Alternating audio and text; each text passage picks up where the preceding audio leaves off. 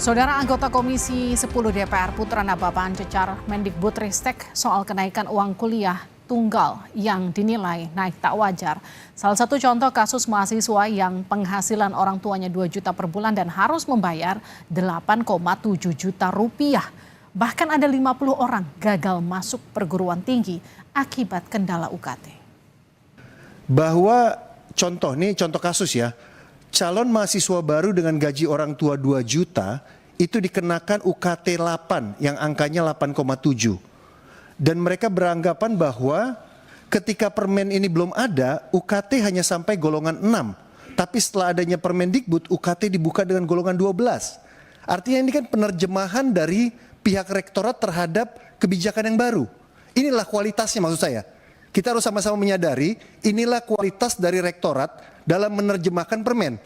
Yang korbannya adalah adik-adik mahasiswa, bahkan di tempat ini mereka dilaporkan ke polisi. Meskipun kemudian dicabut lagi, inilah yang harus kita sadari sama-sama.